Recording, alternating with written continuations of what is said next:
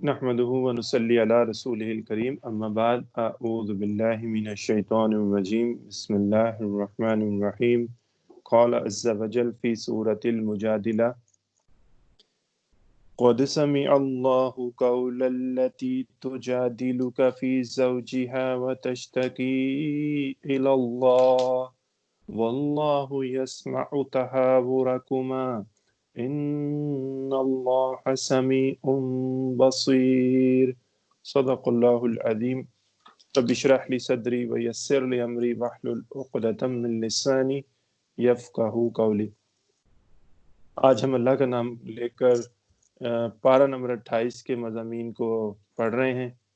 تو اس میں یہ جو خوبصورت گلدستہ اب شروع ہوا ہے پچھلی صورت سے، سورہ الحدید سے لے کر مسلسل 10 صورتیں جو ہیں پارہ نمبر 28 کے آخر تک، 9 اس پارہ میں، ایک پچھلے پارہ 27 میں تھی،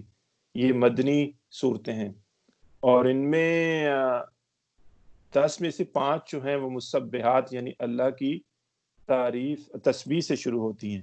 کہ کائنات کی ہر چیز جو ہے وہ اللہ کی تسبیح کر رہی ہے۔ تو یہ بڑا ہی خوبصورت گلدستہ ہے۔ اس کے بعد ساری ہی صورتیں مکی صورتیں ہیں جو اگلے 2 پاروں میں آئیں گی۔ تو اس سورہ میں کا جو عنوان آپ کہہ سکتے ہیں کہ حزب اللہ اور حزب الشیطان کا عنوان ہے اس سورہ کا، کہ ان کے کردار کی وضاحت کی گئی ہے اس سورہ میں۔ کہ سب سے پہلے تو آیت نمبر 1 میں حزب اللہ کا جو وصف ہے نا، ایک وہ بتایا گیا ہے کہ اگر کوئی ان کو کچھ اختلاف رائے ہو، کچھ مسئلہ ہو، تو اس کو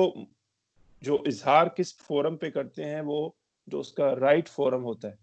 اس جماعت میں، اس حزب اللہ میں جو رائٹ فورم ہوتا ہے، یہ آگے پیچھے ارد گرد باتیں نہیں کرتے،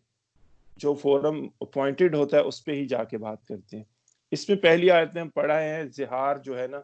کہ کوئی شخص اگر وہ زمانہ جاہلیت میں جو تھا، اس کی رسم چلی آ رہی تھی، کہہ رہے تھے تم اپنی بیوی کو تم تو میری ماں کی طرح، تو وہ اس پہ حرام ہو جاتی تھی پھر ساری عمر کے لیے۔ تو اس میں یہ ایک خاتون تھی خولہ بنت ثعلبہ رضی اللہ تعالیٰ عنہ،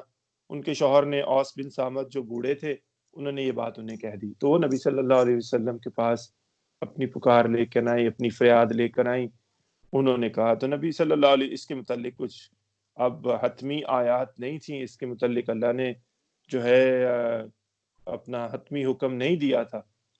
تو اللہ کہتا ہے کہ اللہ نے سن لی اس عورت کی فریاد، وہ آپ سے اتنے دھیمے لہجے سے بات کر رہی تھی کہ عائشہ رضی اللہ تعالیٰ عنہ بھی نہیں سن سکی، لیکن عائشہ فرماتی ہیں رضی اللہ تعالیٰ عنہ، اللہ نے اس عورت کی فریاد سن لی کہ جو وہ آپ سے فریاد کر رہی تھی کہ اس معاملے میں کچھ مجھے رہنمائی دیں، تو پھر اللہ نے جو ہے نا اپنی آیات اتار دی کہ یقیناً اللہ کہتا ہے، اللہ تم دونوں کی گفتگو سن رہا تھا، یقیناً اللہ کو سب کچھ دیکھنے والا اور سننے والا ہے۔ تو اس آیت میں یہ بتایا گیا، وہ بالکل نبی صلی اللہ علیہ وسلم کے پاس ہی آئیں کہ آپ ہی ہیں جو مجھے رہنمائی دے سکتے ہیں اور مجھے گائیڈ لائن دے سکتے ہیں کہ کیا کروں۔ پھر اللہ نے اتنی جب وہ فریاد کر رہی تھی تو اللہ نے اس کی فریاد بھی سن لی، ان خاتون کی رضی اللہ تعالی عنہ۔ پھر اللہ نے اس کے حوالے سے شریعت کی ہدایات عطا فرمائی کہ 2 سے 4 میں اس کی زہار کی حقیقت اللہ نے بتا دی اور کفارہ بھی بتا دیا کہ بڑی سخت بات ہے یہ تم جو لوگ کہتے ہو، تمہاری ماں نہیں وہ بن جاتی ہے تمہاری بیوی، ماں تمہاری اصل میں وہی ہے جس نے تمہیں جنا ہے، جس نے 9 مہینے تمہیں اپنے پیٹ میں رکھا ہے، اپنی شفقت سے پالا، اصل میں ماں بس وہی ہے اور کوئی ماں نہیں۔ اللہ نے ناراضگی کا اظہار فرمایا ہے اس میں کہ یہ لوگ جو کام کر رہے ہیں، ایسے یہ گناہ کا کام کر رہے ہیں، اپنے دل میں اب توبہ کریں۔ اللہ ان کو کفارہ کا بتانے جا رہا ہے کہ کیا ہے اس کا کفارہ، ایک مسلمان غلام کو آزاد کرا کے خرید کر آزاد کرے، یا نہیں تو استطاعت نہیں رکھتا تو 2 مہینے مسلسل روزے رکھنے پڑیں گے بغیر کسی ناغے کے۔ اگر کوئی یہ کہ سمجھے کہ اس پہ بھاری ہے تو وہ 60 مسکینوں کو کھانا کھلائے، پھر یہ اس کا کفارہ ہو جائے گا۔ تو یہ ہے سچویشن۔ اللہ نے کہا کہ اس سے پہلے کہ اپنی عورت کو ہاتھ لگائیں، یہ کفارہ دے کے پھر رجوع ہو جائے گا۔ تو آیت 5 سے 6 میں ظاہری حزب الشیطان جو نظر آتے ہیں، حزب الشیطان ظاہری، ان کے متعلق ان آیات میں بتایا گیا کہ یہ کھلم کھلا جو ہے نا نبی صلی اللہ علیہ وسلم کی منافقت کرتے ہیں اور مخالفت کرتے ہیں، اور اللہ کہتا ہے کہ یہ دنیا میں بھی رسوا ہوں گے اور آخرت میں بھی رسوا ہوں گے اگر یہ باز نہ آئے تو۔ اور اللہ کہتا ہے کہ یہ لوگ جو ہے نا، جو کھلم کھلا مخالفت کرے، یہ جرم کر کے خود بھول جاتے ہیں، لیکن اللہ کہتا ہے ہم نے ان کا ایک ایک جرم جو ہے نا وہ محفوظ کر کے رکھا ہوا ہے۔ یہ ظاہری جو حزب الشیطان ہے جو کھلم کھلا مخالفتیں کر رہے ہیں۔ پھر 7 سے 8 میں مخفی جو چھپے ہوئے حزب الشیطان ہیں ان کی گھٹیا حرکتوں کا ذکر ہے کہ یہ لوگ پراپر فورم پہ اپنا مسئلہ نہیں لے کے آئیں گے، یہ نجوا کریں گے، جس کو خفیہ سرگوشی کریں گے، منہ در منہ برائیاں کریں گے۔ یہ وہ لوگ ہیں، یہ ایک جو اتنی سال جماعت بنی ہے یا جب کبھی بھی بنے گی تو اللہ نے اس کے لیے گائیڈ لائنز دی ہیں کہ یہ کیا کرتے ہیں، ان میں بے چینی اور انتشار پیدا کرنے کی کوشش کرتے ہیں، منہ در منہ برائیاں کرنے کی کوشش کرتے ہیں، غیبتیں کرتے ہیں یہ لوگ، اور سرگوشیوں میں کہتے ہیں کہ یہ سرگوشی کرتے ہیں تو گناہ اور ذاتی کے کاموں میں کرتے ہیں اور باز نہیں آ رہے۔ تو اور جب نبی صلی اللہ علیہ وسلم کے پاس آتے ہیں تو السلام علیکم، کہ آپ پر سلامتی ہو کی بجائے یہ منہ ہی منہ میں کہہ دیتے ہیں السلام علیکم۔ اس لیے ہمیں جو ہے تعلیمات دی جاتی ہیں، جب بھی اسلام کریں اپنے مسلمان بھائی کو تو پراپر سلام کریں۔ آپ کے حلق سے نکلنا چاہیے آئین بھی السلام علیکم، السلام علیکم، یا یہ ورڈ اچھے نہیں ہیں، یہ آپ پہ جو ہے نا محبت نہیں اس سے بڑھے گی۔ پراپر ورڈ ادا کرنے سے اور آپ کی طرف سے سلامتی میں آپ کا بھائی آ بھی جانا چاہیے۔ بس اس کا جو ہے مطلب یہ ہے کہ آپ میری طرف سے سلامتی میں ہیں، میں آپ کو کسی قسم کا کوئی نقصان نہیں پہنچاؤں گا، میں آپ کا بھائی ہوں۔ السلام علیکم اس لیے ہم کہتے ہیں کہ آپ پر اللہ کی سلامتی۔ پھر ورحمۃ اللہ وبرکاتہ، یہ ہم پڑھا ہے، یہ جو بھی اللہ نے ہمیں سورہ نساء میں یہ چیزیں بتائی تھی کہ کس طرح سلام کرنا ہے۔ تو ان کو جو ہے ان کے متعلق بات کی جا رہی ہے، جو گھٹیا لوگ ہیں جو ایسی حرکتیں کرتے ہیں۔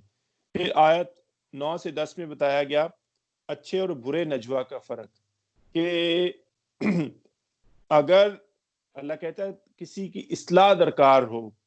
اور کسی کو نیکی کی تلقین کرنی ہو، نافرمانیوں سے بچنے کی تلقین کرنی ہو، تب نجوا کی اجازت ہے۔ آپ اپنے بھائی کے پاس جائیں، اچھی بات کریں اس سے، اور اصلاح درکار ہو تب اللہ کہتا ہے اجازت ہے۔ اس کے برعکس اگر تنہائی میں کوئی گناہ زیادتی اور کیا اس جماعت کی قیادت کی نافرمانی پر اکسایا جائے، صالح میں کوئی اس جماعت کا لیڈر ہو تو اس کے اگینسٹ بات کی جائے، تو اللہ کہتا ہے یہ عمل شیطان کا سکھایا ہوا ہے، یہ ہے نجوا، یہ برا نجوا ہے۔ شیطان تو چاہتا ہے کہ اس حزب اللہ کو کمزور کر دے، کیونکہ ہم بات کریں حزب اللہ کی، اس حزب اللہ کو کمزور کر دے اور اس کے ساتھیوں میں ایک دوسرے کے خلاف دکھ درد ہو، دکھ دینا مقصود ہو۔ پھر آیت 11 میں حزب الشیطان کا اجتماعات میں طرز عمل، کہ مطلب ان کا طرز عمل یہ بتایا گیا کہ یہ بیٹھتے ہیں اور اشارے کنارے کرتے ہیں، جب کوئی اہم بات کی جا رہی ہو پراپر طرح سے سنتے نہیں ہیں اور کوہنیاں ایک دوسرے کو مارتے ہیں اور طنز کی بات کرتے ہیں جب کوئی اجتماع میں کوئی بات کی رہی ہو، کوئی لیڈر بات کر رہا ہو اس جماعت کا، تاکہ اس کی نا جو ہے سیریسنیس اس کی ختم کر دی جائے۔ اب یہ معاملہ سیریس ہے، اس کی سیریسنیس ختم کر دی ہے، یہ جو ہے مذاق میں بات ٹالنے کی کوشش کریں گے یا ایک دوسرے سے چھوٹی چھوٹی خفیہ باتیں کرنے کی کوشش کریں گے، تو اس میں جو ہے ان کا طرز عمل بتایا جا رہا ہے۔ پھر 12 سے 13 میں منافقین کی ایک شرارت کا سد باب، اب کوئی آئے گا نبی صلی اللہ علیہ وسلم بات کرنے تو اپنا روب جمانے کے لیے کہ میں بڑا ان کے قریب ہوں، اور کان میں آ کے کوئی سرگوشی کرے گا کہ لوگ دیکھیں جو نئے مسلمان ہوئے ہیں دوسرے بھی دیکھیں، لگتا ہے یہ جو ہے نا لیڈر سے جو نیا نبی صلی اللہ علیہ وسلم اس وقت تھے ان سے ان کی کافی جو ہے قربت ہے۔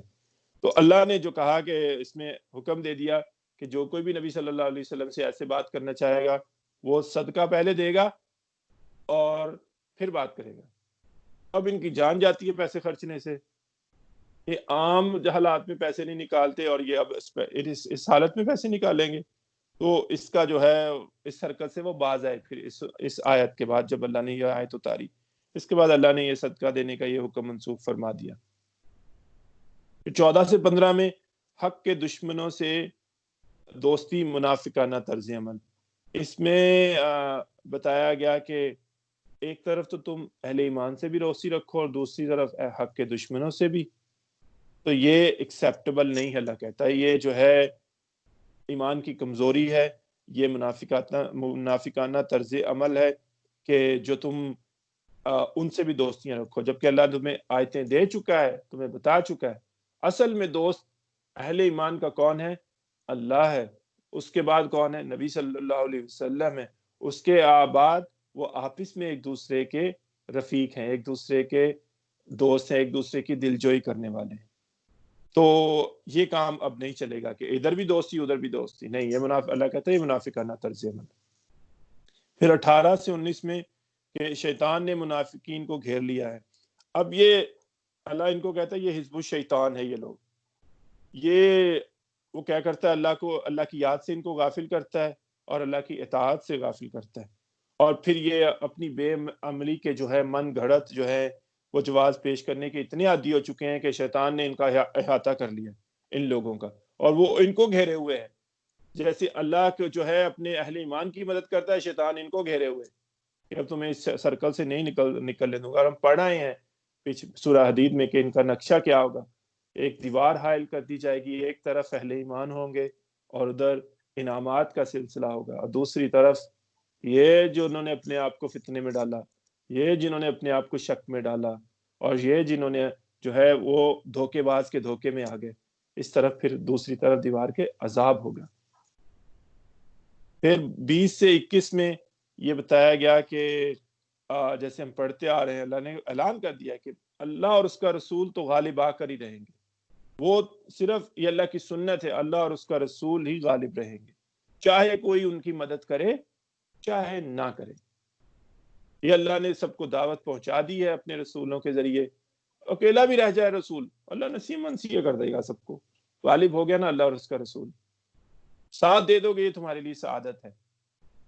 ان کی مدد کرو گے، ان کی ساتھ دو گے، ان سے محبت اور ان کی عزت کرو گے، اطاعت کرو گے، تمہارے لیے سعادت ہے. تم خود ہی اپنے لیے فائدے کا سودا کر رہے ہو. نہیں ہے تو ٹھیک ہے، کوئی بات نہیں، گھاٹے کا سودا پھر ہے تمہارے لیے اگر ساتھ نہیں دو گے. تو اللہ نے یہ کہہ دیا، اور تاریخ شاہد ہے کہ اللہ اور اس کا رسول ہی غالب رہے. پھر 22 میں آخری آیت میں حزب اللہ کا کردار بتایا گیا کہ یہ ایسے لوگ ہیں، ایسے سعادت مند ہیں کہ وہ لوگوں کے بارے میں نرم گوشہ رکھتے ہیں، اور اب خصوصاً اپنے اہل ایمان میں. لیکن اگر کوئی خواہ چاہے ان کے رشتہ دار ہوں، وہ حق کے دشمن ہو، چاہے باپ ہو، یہ سن لیجئے، چاہے اولاد ہو، چاہے بھائی ہو، یا کوئی اور رشتہ دار، عزیز ترین کوئی رشتہ دار ہو، اگر وہ حق کے دشمن ہے تو وہ ان کو بالکل عزیز نہیں رکھتے ہیں جب تک کہ وہ حق پر نہ آ جائیں. یہ اہل ایمان کا کردار ہے، یہ حزب اللہ کا کردار ہے کہ سب سے پہلے تو انہیں سب سے بڑھ کر اللہ عزیز ہے، پھر اللہ کے رسول عزیز ہیں، پھر اہل ایمان عزیز ہیں. رشتہ دار چاہے خونی رشتے ہوں سب پیچھے ہیں جب تک وہ حق پر نہ ہو. تو یہ ان کا، پھر اللہ کہتا ہے اللہ نے ان کے ایمان میں اور تقویت دی، ان کو تقوی میں اور بڑھا دیا. اور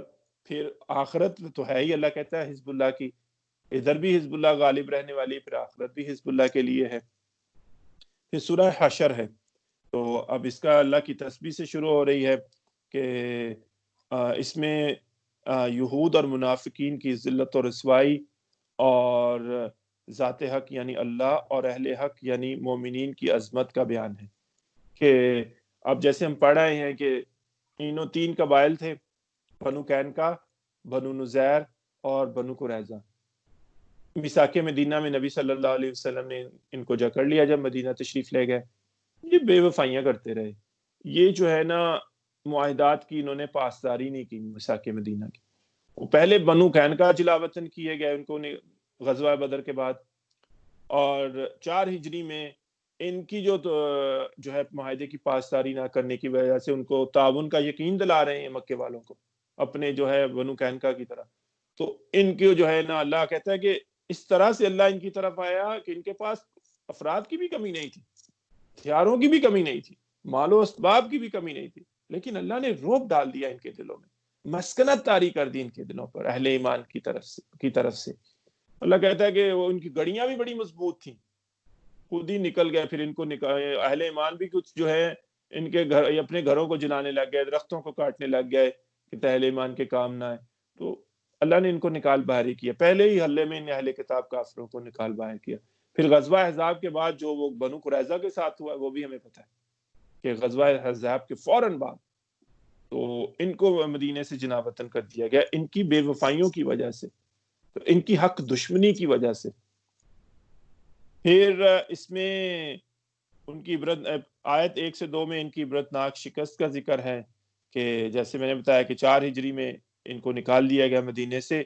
اور جتنا بھی ان کا قیمتی ساز و سامان رہ گیا اور جو ان کے پراپرٹیز رہ گئیں اس کو جو ہے نا اللہ نے بغیر کسی جنگ کے اہل ایمان کو دلا دیا۔ پھر آیت 3 سے 4 میں کہ ان کو ذلت کا جیسے سامنا کرنا پڑا، کیوں کرنا پڑا؟ اللہ اور اس کے رسول صلی اللہ علیہ وسلم سے دشمنی کا انجام ہے، حق کی راہ میں روڑے لٹکانے کا انجام ہے، یہ جو ہے حق کے دشمنوں سے تعاون کرنے کا انجام ہے یہ۔ پھر اللہ کہتا ہے یہ آخرت میں بھی شدید عذاب سے دوچار ہوں گے، کیونکہ انہوں نے حق کو انہوں نے بھی چھٹلایا ہے، انہوں نے بھی اللہ کے رسول کی اطاعت نہیں کی۔ تو پھر اللہ کہتا ہے کہ اشارہ کیا گیا بنو قریظہ کی طرف، اولی الابصار، آنکھیں کھولو، دیکھو ان دونوں کا کیا ہوگا، تم یہ کام نہیں کرنا، اگر تم کرو گے تو تمہارے ساتھ بھی یہی ہوگا۔ پھر آیت 5 میں قرآن کے علاوہ وحی کا نزول، کہ نبی صلی اللہ علیہ وسلم کو جو ہے اللہ قرآن کے علاوہ بھی ان پر احکامات آتے تھے، کہ اس میں یہ بتایا گیا کہ ان کے کچھ جو ہے نا وحی خفی میں کہ ان کے کچھ درخت کاٹ دیے جائیں، حتیٰ کہ یہ نارمل حالات میں اجازت نہیں ہے، لیکن صرف اس لیے دی گئی کہ ان کے دلوں میں ذرا رو بیٹھ جائے اہل ایمان کا بھی، جب آپ ان کی طرف جائیں گے تو ان کے دلوں میں رو بیٹھے۔ تو صحابہ نے ایسے ہی کیا، تو اس سے ظاہر ہوتا ہے کہ وحی خفی بھی نبی صلی اللہ علیہ وسلم کی طرف آتی تھی۔ تو اللہ اس سے ہمیں جو دعا اللہ سے کرنی چاہیے، کیونکہ ہمیں نبی صلی اللہ علیہ وسلم دیکھیں گے قرآن و سنت، اللہ ہمیں جو ہے انکار سنت اور انکار حدیث کے جو فتنے ہیں اس سے محفوظ فرمائے۔ پھر آیت 6 سے 7 میں مال فے کا حکم ہے، اب اس میں جنگ نہیں ہوئی ہے، اور اللہ نے جو روب ڈال دیا ہے ان کے دلوں میں اللہ کی ذات کا اور پھر اہل ایمان کا، وہ خود ہی چھوڑ کے چلے گئے۔ اللہ کہتے ہیں یہ سارے کا سارا مال مجاہدینوں میں تقسیم نہیں کیا جائے گا، سارے کا سارا بیت المال میں جائے گا، اور ادھر سے پھر جو ہے نبی صلی اللہ علیہ وسلم جو غربا ہے، مستحقین ہیں، مسکین ہیں، مسافر ہیں، ان کو عطا فرمائیں گے یہ مال، ان کی فلاح و بہبود کے لیے خرچ کیا جائے گا۔ اللہ کیوں چاہتا ہے یہ؟ مقصد کیا ہے اس کی حکمت کیا ہے؟ کہ دولت جو ہے نا وہ عمرہ میں ہی نہ گردش کرتی رہے، غربا کا بھی اس پہ حق ہے، ہیوز اور ہیو ناٹس کے درمیان فرق نہ پڑ جائے، نہیں ان کو بھی ان کا بنیادی حق ملے، جو غربا لوگ ہیں جن کو، یہ تو اللہ کی حکمت ہے، کسی کو زیادہ دیتا ہے کسی کو کم دیتا ہے، تو ان کو بھی محروم بالکل نہیں رکھا جائے گا، ان کو یہ چیز ملے گی۔ پھر اس کے بعد بتایا گیا کہ نبی صلی اللہ علیہ وسلم یا اس وقت کا جو کوئی بھی لیڈر ہو وہ جو کچھ دے دے اس سے لے لو، جس سے روک دے اس سے رک جاؤ، یہ نہ اختیار کیا جائے رویہ کہ مجھے تو ملا ہی نہیں، الحمدللہ نہیں ملا کوئی بات نہیں، اس کی جو لیڈر ہے نبی صلی اللہ علیہ وسلم اس وقت لیڈر تھے، بعد میں جب کبھی بھی ایسی جماعت بنے گی اس کے لیے کوئی بات نہیں، الحمدللہ میرا گزارا ہو رہا ہے۔ تو یہ والا رویہ اختیار کریں، اس سے جو ہے نا ساتھی بھی ارد گرد دیکھتے ہیں آپ کو، دوست آپ کے بھائی بھی دیکھتے ہیں کتنا اچھا کردار ہے یار، نہیں میں تو آخرت کا امیدوار ہوں، اگر مجھے ضرورت ہوگی تو میں خود ہی کہہ دوں گا، نہیں یہ تو الحمدللہ میرا کام چل رہا ہے۔ پھر اس کے بعد آیت 8 میں مہاجرین کے اللہ کہتا ہے تحسین کر رہا ہے کہ جو اثار و قربانی ہے کہ مال فے کے ذریعے نبی صلی اللہ علیہ وسلم مہاجرین کی مدد کریں گے، کیونکہ یہ لوگ جو ہیں ان کے پاس بھی دولت تھی، ان کے پاس بھی گھر بار تھے، ان کے پاس بھی بیویاں تھے، بچے تھے، یہ سب کچھ چھوڑ کر اللہ اور اس کے رسول کی اطاعت میں یہ مدینہ آ گئے، ان کے پاس کچھ نہیں تھا۔ اصل میں دیکھیے نا کیسے کندن تھے یہ لوگ جو صحابہ گئے ہیں نا مکے سے، سب کچھ چھوڑ کے چلے گئے، بس اب جانا ہے، کچھ بھی کچھ تھوڑا بہت راشن ہی لے کے گئے، اپنی یہ تو پراپرٹیز نہیں اٹھا سکے ادھر سے۔ تو پھر اللہ جو ہے اگلی آیت میں 9 میں انصار کی تحسین کر رہا ہے، انصار مدینہ جو انصاری صحابی ان کی تحسین کر رہا ہے کہ جب مکے والے ادھر آئے ہیں ان کے پاس تو انہوں نے تحفتاً بہت کچھ دیا ہے، ان کو رہائش دی ہے، یہاں تک بھی ہوا کہ لوگوں نے کہا میں اپنی بیوی، میرے پاس 2 بیوی ہیں، آپ کے پاس بیوی نہیں ہے میں اس کو طلاق دیتا ہوں اور آپ اس سے نکاح کر لیں. یہاں تک بھی معاملہ ہوا ہے. پھر اللہ کہتا ہے کہ بنو نذیر کے جو ہے اس میں جو غزوہ ہوا اس میں اللہ نے بڑا کثیر مال دیا. اور کیا خوبصورتی ہے انصاری صحابہ کی، انہیں کہا ہمیں کچھ بھی نہ دے، الحمدللہ ہمارے پاس ہے سب کچھ، آپ ہمارے مہاجر بھائیوں میں یہ سارا تقسیم کر دیں، اگر آپ دینا چاہتے ہیں جو ان میں مسکین ہیں، جو ان میں غریب ہیں، ان کو دے دیں. تو اللہ ان کی تحسین کر رہا ہے، حتیٰ کہ انصاری صحابہ میں بھی غریب لوگ تھے، اللہ ان لوگوں کی تحسین کر رہا ہے. وَيُؤْثِرُونَ عَلَىٰ أَنفُسِهِمْ وَلَوْ كَانَ بِهِمْ خَصَاصَةٌ، انہوں نے اپنے اوپر اپنے بھائیوں کو ترجیح دی ہے. اللہ جانتا ہے یہ خود بھی ان میں سے کچھ لوگ تنگی میں ہیں، اللہ ان کی تحسین کر رہا ہے اس آیت میں. اللہ ہمیں یہ والا جو رویہ اختیار کرنے کی توفیق عطا فرمائے. پھر آیت 10 میں مومنوں سے محبت کرنے والوں کی تحسین کی گئی کہ جو بھی کوئی اہل ایمان اپنے مومن بھائیوں سے، اپنے اہل ایمان بھائیوں سے محبت کرتے ہیں، چاہے وہ وفات پا چکے ہوں اسلام لانے کے بعد، چاہے وہ زندہ ہوں. اور پھر وہ یہ بھی دعا کرتے ہیں کہ اللہ ہمارے دلوں میں کچھ بھی کوئی رنجش ہے ایک دوسرے کے لیے، سوء ظن ہو، اللہ ہم جو اسے جانتے ہوں یا نہ جانتے ہوں، یا مستقبل میں اللہ ہمیں اس سے محفوظ فرما اور اس کو دور کر دے. وہ دعا بھی کرتے ہیں اللہ سے. پھر آیت 11 سے 13 میں پھر منافقین کی ذلت اور رسوائی کا ذکر ہے کہ اب جو منافقین تھے عرب کے جو لوگ تھے وہ بنو نذیر کو کہتے تھے نا ہم تمہارے ساتھ ہیں، اگر تمہیں نکالا گیا نا ادھر سے تو ہم بھی تمہارے ساتھ نکلیں گے، اور اگر تمہارے ساتھ جنگ کی گئی نا تو تم ہمیں اپنے ساتھ پاؤ گے. اللہ کہتا ہے یہ بڑے کمزور لوگ ہیں، یہ گھٹیا لوگ ہیں، یہ کبھی بھی نہ جائیں گے مال و اسباب اپنا چھوڑ کر مدینہ سے، کبھی نہ جائیں گے بنو نذیر کے ساتھ، یہ کبھی نہ ان کے ساتھ مل کر تم سے لڑیں گے. یہ گھٹیا لوگ ہیں، اوپر اوپر کی باتیں کرتی، دل میں آپس میں ایک دوسرے سے پھٹے ہوئے ہیں، ان کے دل پھٹے ہوئے ہیں آپس میں، اسی طرح اوپر اوپر اپنی چودراہٹ جمانے کے لیے کہ ہم بھی تمہارے ساتھ ہیں. کچھ اصل میں جو ساتھ ہیں ایک دوسرے کو وہ اہل ایمان ہے، جو بے لوث ایک دوسرے کے ساتھ ہے، جو اللہ کے لیے ایک دوسرے کے ساتھ ہے. پھر آیت 14 سے 15 میں یہودیوں کی ذلت رسوائی کا پھیس میں ذکر ہے کہ بیسیکلی یہ بزدل قوم ہے، یہ کبھی بھی مقابلے میں کھل کے سامنے نہیں آئیں گے.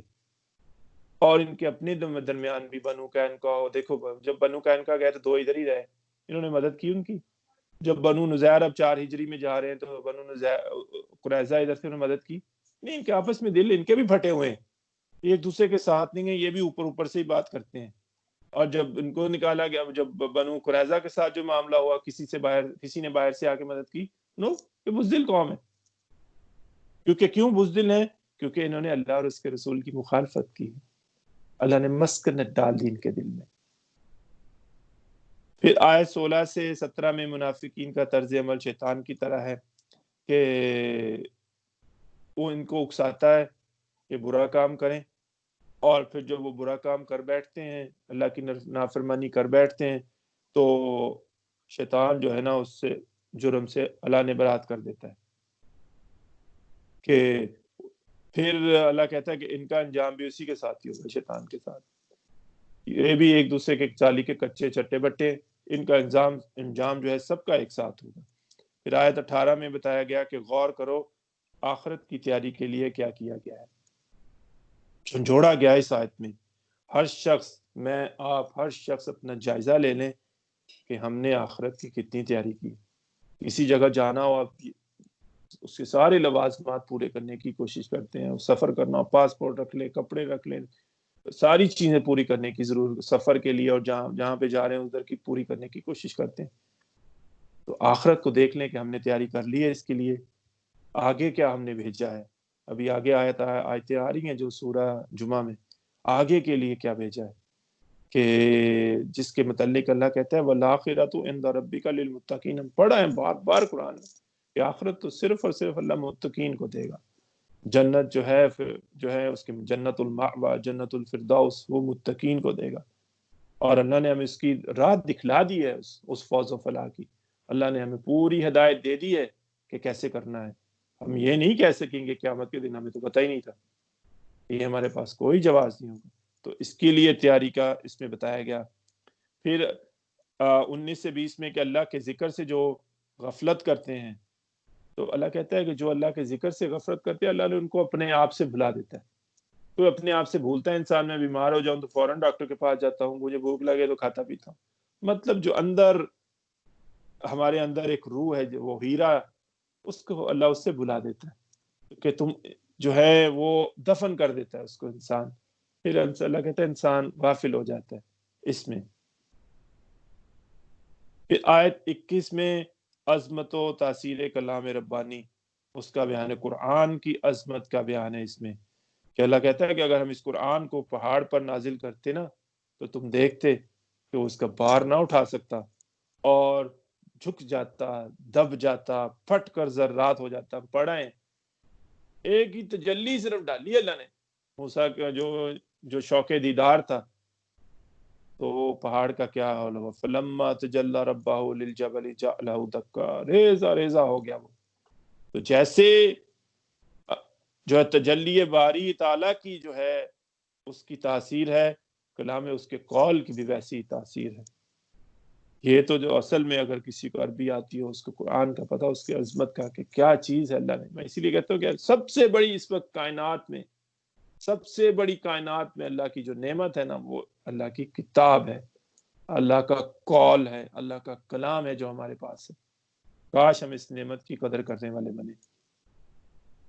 پھر آیت 22 سے 24 میں عظمت و جلال باری تعالیٰ کا بیان ہے، بڑے ہی پرہیبت انداز میں، کہ اس میں 15 شانیں گنوائی گئی ہیں اللہ کی، 15،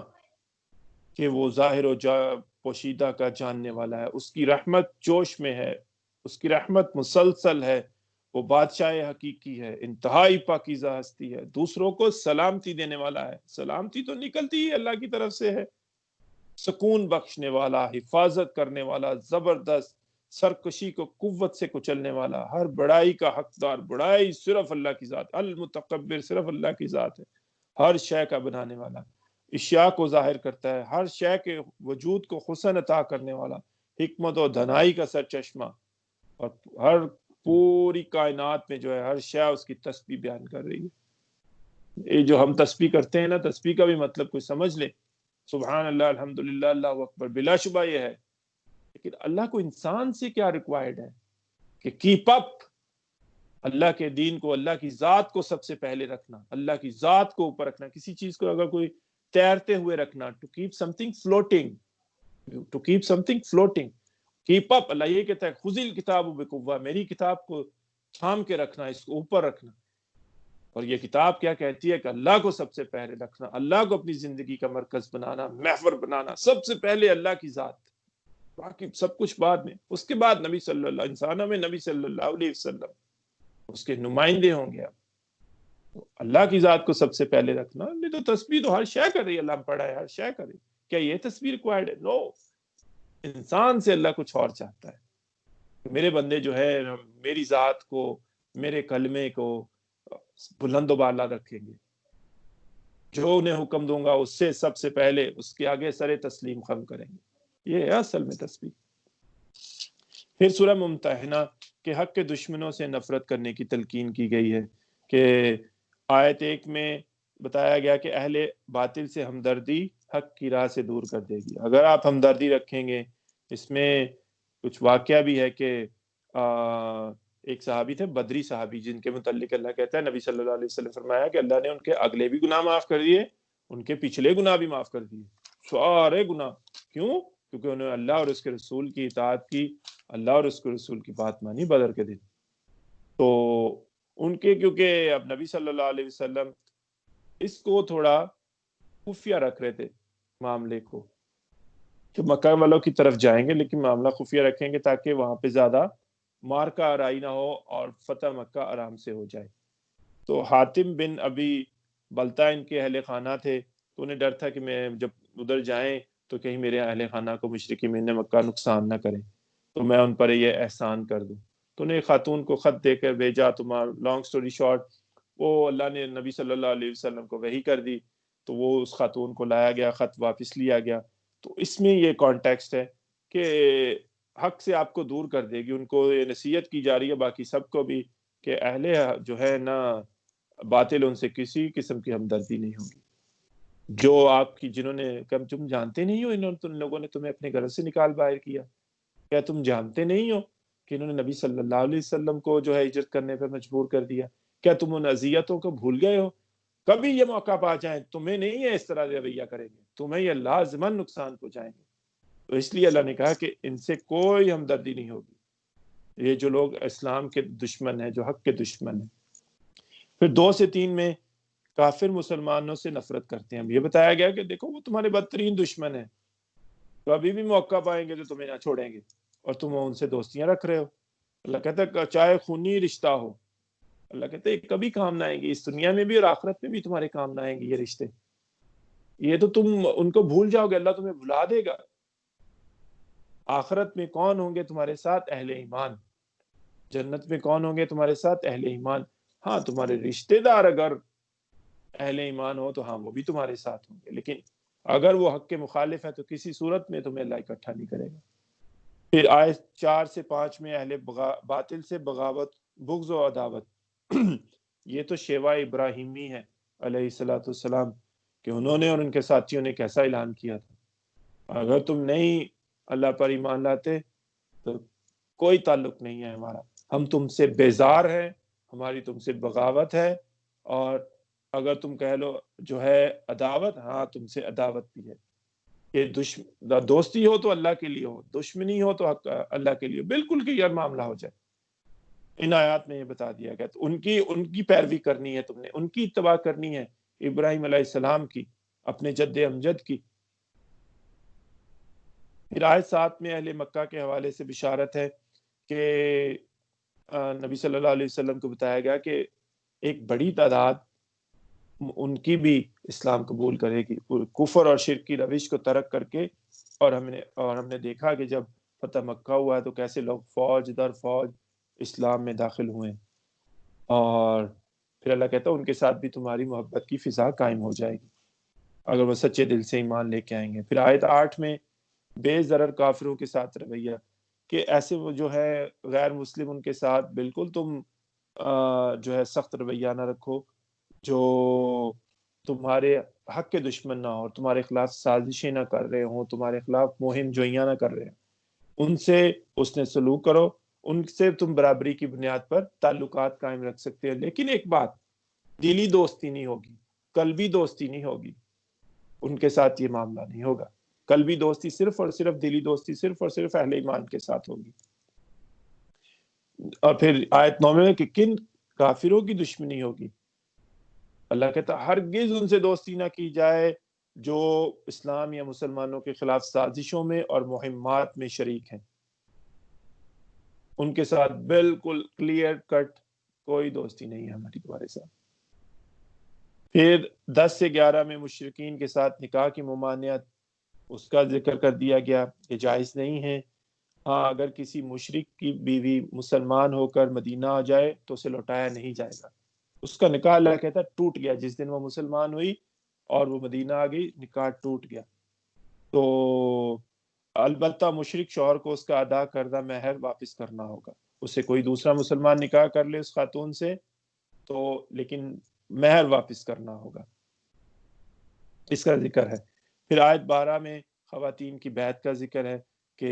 جیسے بیعت کی ہم بات کرتے آ رہے ہیں کہ مردوں کی بیعت کا تو احادیث نبویہ میں کلیئر صاف ذکر ہے اس میں، اور لیکن قرآن میں جو خواتین کی بیعت ہے، اور یہ آیت نمبر 12 میں ہے سورہ ممتحنہ میں، کہ نبی جب آپ کے پاس صلی اللہ علیہ وسلم مسلمان خواتین آپ کس سے بیعت لینے آئے تو ان سے بیعت لیجئے، اور بیعت کیا ہوگی، اللہ نے الفاظ بھی بتا دیے کہ وہ شرک نہ کریں گی، چوری نہ کریں گی، زنا نہ کریں گی، اپنی اولادوں کو قتل نہیں کریں گی، کسی پر بدکاری کی تہمت نہ لگائیں گی، اور ہر معروف معاملہ میں جو ہے آپ کی فرما برداری کریں گی اور نافرمانی نہیں کریں گی۔ پھر آپ ان کے لیے دعا استغفار بھی کیجئے نبی صلی اللہ علیہ وسلم، کہ اس بیعت کو پورا کرنے میں اگر کچھ ان سے کمی رہ جائے تو ان کے لیے استغفار کیجئے۔ نبی صلی اللہ علیہ وسلم دیکھیے ان کی تو ایبسولوٹ اطاعت کر رہے تھے، صحابیات بھی کر رہی تھی، یہ مسنون طریقہ جاری کیا ہے کہ میرے بعد اس کو قائم رکھنا، کوئی بھی لیڈر ہو، صالح لیڈر ہو، جماعت بنے، حزب اللہ بنے، اس سسٹم کو تم قائم رکھنا، یہ مسنون طریقہ ہمیں فراہم کر کے گئے ہیں۔ لیکن آج دیکھیں ہماری نظروں سے اوجھل ہو گیا ہے، تو الحمدللہ جب ڈاکٹر صاحب نے تنظیم اسلامی بنائی تو اس کا سلسلہ جاری کیا، پھر کہ اس میں فی المعروف کا ورڈ ایڈ کر کے کہ نبی کی اطاعت تو صلی اللہ علیہ وسلم وہ تو ایبسولوٹ ہے، بلا چنو چرا ہے، لیکن اب جو کوئی بھی لیڈر آئے گا وہ شریعت کے دائرے میں حکم دے گا تو اس کی بات مانی جائے گی، قرآن و سنت کے مطابق حکم ہوگا تو مانی جائے گی، اگر اس کے اگینسٹ ہوگا تو اس کی بات نہیں مانی جائے گی بلکہ اس کی اصلاح کی جائے گی۔ پھر آیت 13 میں کہ ان سے دوستی نہ کرو جو اللہ کو ناراض کرتے ہیں، مسلمانوں کو حکم دیا گیا کہ ایسے عناصر سے ہرگز دوستی نہ کریں جو اللہ کو ناراض کرتے ہیں اور اللہ کو ناراض کر چکے، اور ایسے مجرم جان چکے ہیں کہ ان کے لیے آخرت میں کوئی خیر نہیں ہے، اور وہ ان بد نصیب مردوں کی طرح ہیں جو قبروں میں جا چکے ہیں، اور وہ جو قبروں میں ہیں وہ زیادہ مایوسی کا شکار ہے، ان کے لیے تو اب کچھ بھی نہیں رہا، واپسی کا موقع ہی نہیں ہے کہ توبہ کر کے اصلاح کر لیں، تو اس لیے اور نہ ہی وہ اپنے جرائم کی تلافی کر سکتے ہیں، تو ایسے عناصر سے دوستی نہیں ہوگی۔ پھر سورہ صف ہے، اس میں جو ہے یہ جو جہاد و قتال فی سبیل اللہ کا بیان بڑا مؤثر بیان ہے، اس میں بتایا گیا کہ نبی صلی اللہ علیہ وسلم کی بعثت کا مقصد کیا ہے۔ ہم پڑھا ہے 2 دفعہ سورہ توبہ میں بھی اور سورہ فتح میں بھی، اب اس صورت میں بھی ہے شد و مد کے ساتھ، آپ کی بعثت کا جو مقصد ہے وہ اللہ کے دین کا غلبہ ہے، وہ عادلانہ معاشرے کا قیام ہے، وہ پاکیزہ معاشرے کا قیام ہے، یہ ہے آپ کی بعثت کا مقصد۔ پھر آیت 1 سے 4 میں یہ بتایا گیا کہ اللہ کے نزدیک سخت ناپسندیدہ ہے، بیزاری والا معاملہ ہے کہ کیوں کہتے ہو جو وہ کرتے نہیں ہو، قول و فعل کا تضاد۔ اللہ کہتا ہے، اللہ جھنجھوڑ رہا ہے اہل ایمان کو، کیوں کہتے ہو کہ جو کرتے نہیں ہو، تم نے اقرار کیا لا الہ الا اللہ محمد رسول اللہ، تو دیکھیں نبی صلی اللہ علیہ وسلم کیسی ذہنی اذیتیں انہوں نے برداشت کی ہیں، جسمانی تکالیف برداشت کی ہیں، اور ان کے دوسرے ساتھی جو سچے پکے اہل ایمان ہیں وہ بھی کر رہے ہیں۔ صرف تم محض تسبیح و تحمید کو اعلیٰ نیکی نہ سمجھو، اعلیٰ ترین نیکی تو یہ ہے کہ ان کا ساتھ دو اور اللہ کے دین کے غلبے میں ان کا ساتھ دو، اس عادلانہ اور پاکیزہ معاشرے کے قیام میں ان کا ساتھ دو، اور یہاں تک بھی اگر معاملہ ہو جائے کہ نقد جہاں تیلی پر رکھ کے لے کے آنا پڑے، جب بھی پکار آئے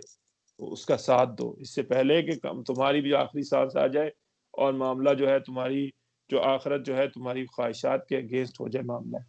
تو اس لیے ان کا ساتھ دو۔ یہی عاشقی کا تقاضا ہے، یہی اللہ کی بندگی کا، اللہ کی عاشقی کا تقاضا ہے، تو کہ نبی صلی اللہ علیہ وسلم کا اس دین کے غلبے میں ساتھ دیا جائے۔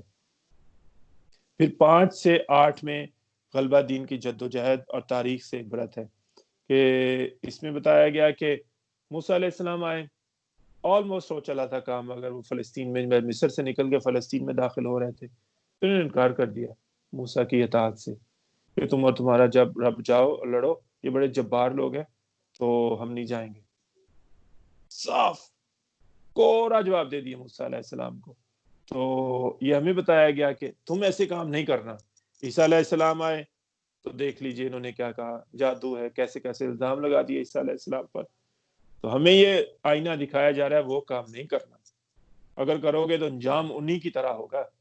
عبرت بنا کے رکھ دیں گے تمہیں، نشان عبرت بنایا جائے گا۔ لیکن الحمدللہ نبی صلی اللہ علیہ وسلم کے صحابہ نے یہ نہیں کیا، جہاں پہ آپ صلی اللہ علیہ وسلم کا پسینہ گرا انہوں نے خون گرایا، مکمل اطاعت کی ہے، تو اس کے نتیجے میں اللہ نے انہیں کیسی شاندار کامیابی دی ہے، اللہ نے انہی کو غالب کر دیا۔ اللہ کہتا ہے میں اور میرے رسول تو غالب آ کر رہیں گے، اور ان کے توسط سے اہل ایمان غالب ہوں گے، اللہ کا دین کا غلبہ ہوگا۔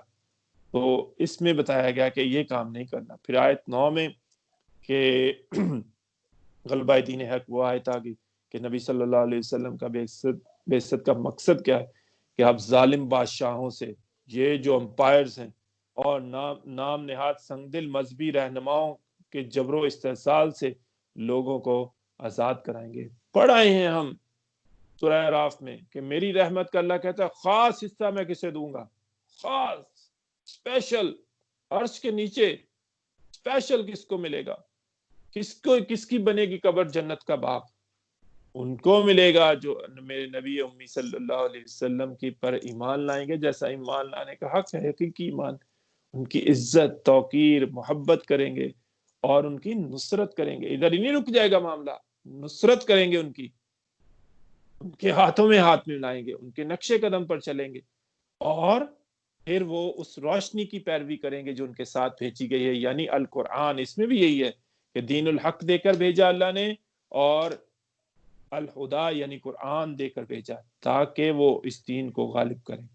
اور ہمیں پتہ ہے کہ جزیرہ نما عرب میں فتح مکہ کے بعد یہ کام ہو گیا، پھر غزوہ تبوک کے ساتھ اس کی ایکسپورٹ شروع ہو گئی کہ اب یہ جو کیسر جو ہے، اتنے انہوں نے ظلم و ستم کے بازار گرم کر رکھے ہیں، ان کو بھی، انسانیت کو بھی تو نجات دلانی ہے نا۔ یہ جو کسرا انہوں نے کتنے ظلم و ستم کے بازار گرم کر رکھے ہیں، انسانیت کو اس سے بھی تو جان چھڑانی ہے نا، عادلانہ نظام کے نیچے لے کے آنا ہے تاکہ وہ لوگ اللہ کی بندگی کر سکیں، وہ پیغام کو سن سکیں، وہ دیکھیں کتنا خوبصورت نظام ہے یہ، اس کے ثمرات دیکھ سکیں، اور پھر وہ اسلام کی طرف آئیں، اللہ کی بندگی کریں۔ تو یہ ہے مقصد نبی صلی اللہ علیہ وسلم کی بعثت کا۔ پھر 10 سے 12 میں جہنم کے دردناک عذاب سے بچنے کا راستہ بتایا گیا۔ اب یہ دیکھیں بات کی جا رہی ہے اہل ایمان سے، مشرک اور غیر مسلم کو نہیں کہا جا رہا، یہ کسی منافق کو نہیں کہا جا رہا، اہل ایمان سے بات کی جا رہی ہے کہ اگر تم دردناک، پہلے سے جو مسلمان ہوئے ہیں، جو پٹیوں سے گزر کے آ رہے ہیں، ان کو جھنجھوڑا جا رہا ہے، ان میں سے کسی میں ایمان کی کمزوری ہے تو اس کو جھنجھوڑا جا رہا ہے کہ اگر تمہیں اللہ ایسی تجارت بتائے جو تمہیں دردناک عذاب سے بچا دے، وہ کیا ہے کہ اللہ اور اس کے رسول پر دل کی گہرائیوں سے ایمان لے کر آؤ، اور اللہ کے دین کے غلبے کے لیے مال اور جان سے جہاد کرو۔ پوری امکانی کوشش کرنی پڑے گی اگر دردناک عذاب سے بچنا ہے، حقیقی ایمان لے کے آنا پڑے گا۔ تو یہ ہے سچویشن، تاکہ اللہ کہتا ہے کہ لوگ جمع ہو اور ایک مضبوط افرادی قوت جمع ہو جائے،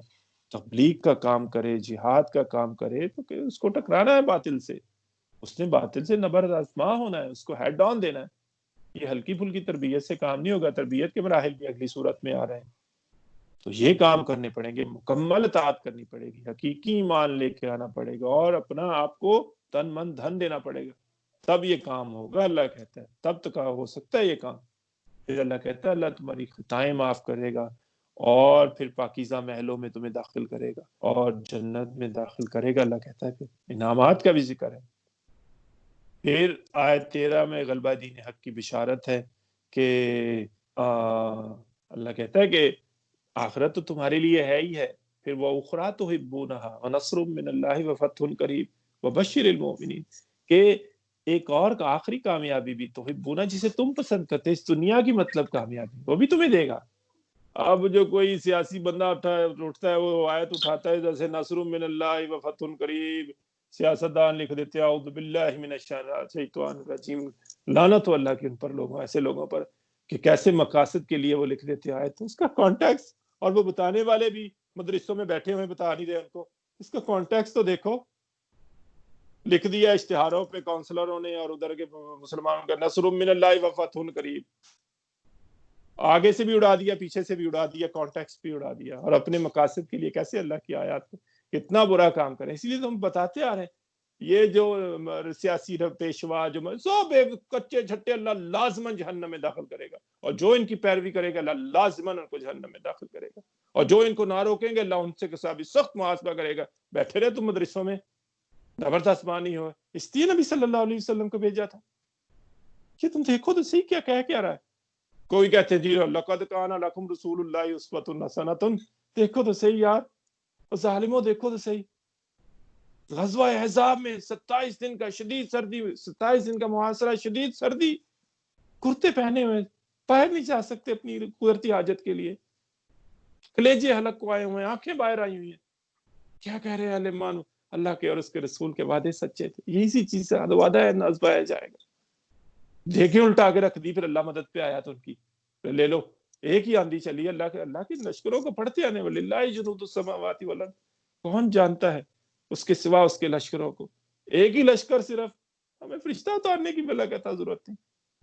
ان کے لیے ہیں یہ بشارتیں جو اللہ پر حقیقی ایمان لے گے، یہ تو غبن کریں گے، اس کے بعد آئیں گے تو غبن کریں گے، تمہیں بھی غبن کروائیں گے، جہنم میں خود بھی جائیں گے، تمہیں بھی لے کے جائیں گے۔ حقیقی ایمان جدوجہد، یہ تو مال سنبھال کے رکھ رہے ہیں یہ منافق، یہ تو نہیں خرچ کرنا چاہتے، یہ تو غبن کر کے لوٹ کے لے جاتے، جبکہ اہل ایمان تو خرچ کریں، تب ان کو بھی یہ بشارت دی جا رہی ہے وَأُخْرَىٰ تُحِبُّونَهَا نَصْرٌ مِّنَ اللَّهِ وَفَتْحٌ قَرِيبٌ۔ اس کے بعد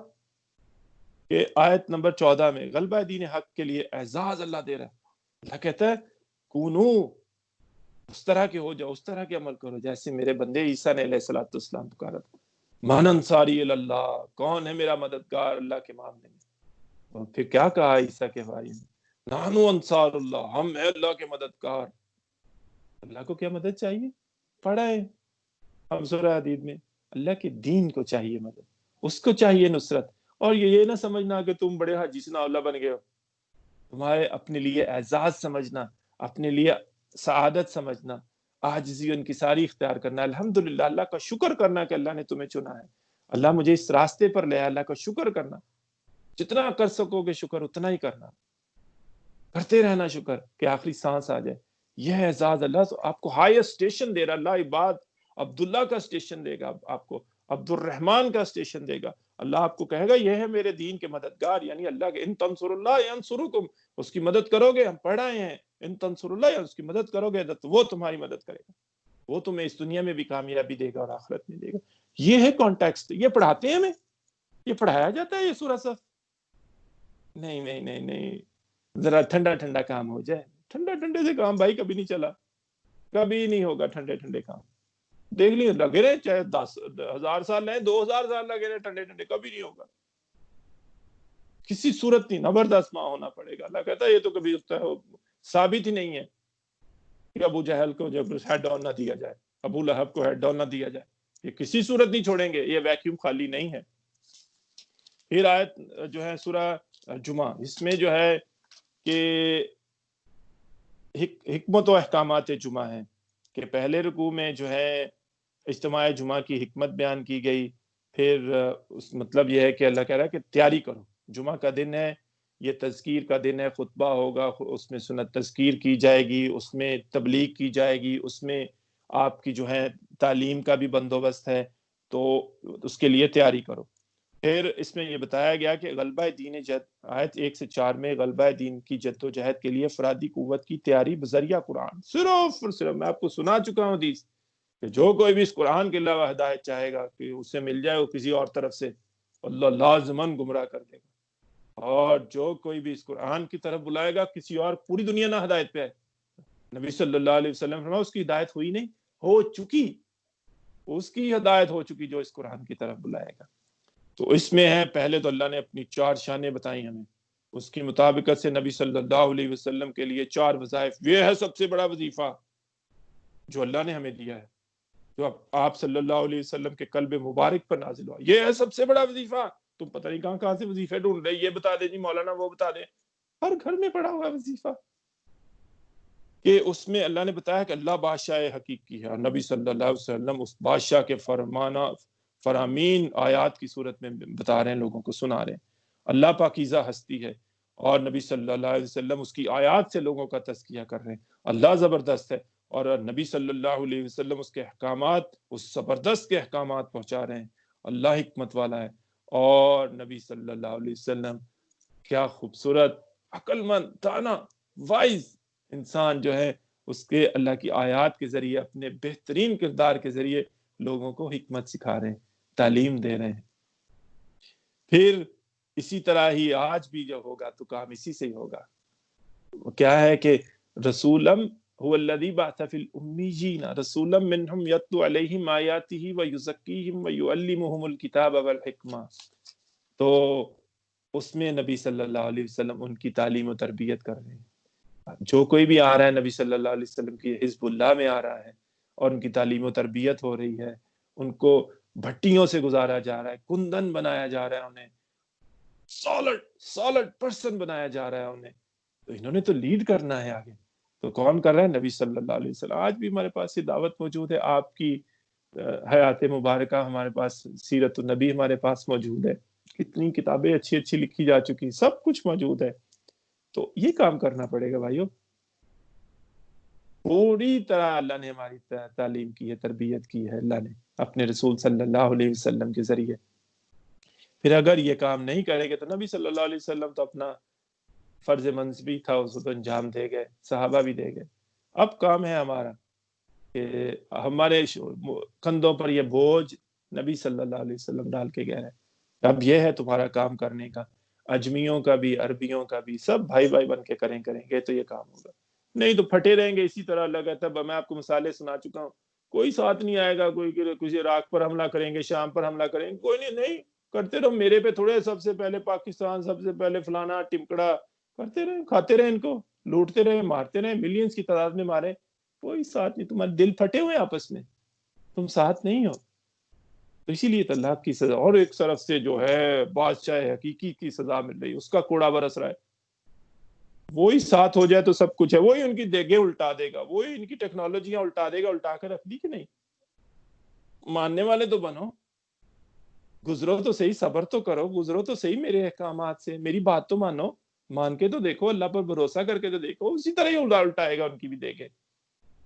کبھی نہ ڈرنا کہ ان کی ٹیکنالوجی سے, ان کے آلات سے, ان کے ہتھیاروں سے, کبھی نہ ڈرنا. ڈرنے کی ضرورت نہیں, ایک ہی جانے یار, مار لو یار, ایک ہی گولی لگنی ہے نا. پڑھا ہے کل نہیں یصیبنا الا ما کتب اللہ لنا. یا غازی بن کے لوٹیں گے یا شہید ہے, تو تم بھی دیکھ لو کہ غازی بن کے لوٹا ہے, فتح سے ہمکنار کہاں ہیں, شہید ہو جائے گے تو پھر بھی کامیابی. ہمارے تو ہر طرف ہی کامیابی ہے, کسی اینگل سے ہمیں دیکھ لیں ہماری کامیابی, کیونکہ وہ ہمارے ساتھ ہے, بادشاہ حقیقی. پھر 5 میں بتایا گیا کہ ان کا طرز عمل نہ اختیار کرنا یہودیوں کا, تو رات کو انہوں نے قائم کرنے سے انکار کر دیا, اور اس کی تبلیغ کا حق ادا نہیں کیا, اس کے نفاذ کا حق ادا نہیں کیا. تو اللہ کہتا ہے ان کی مثال کیا ہے, گدھے پر جو ہے کتابیں ڈال دیں, گدھے کے بیچارے کو کیا پتا کیا ڈالا میرے اوپر,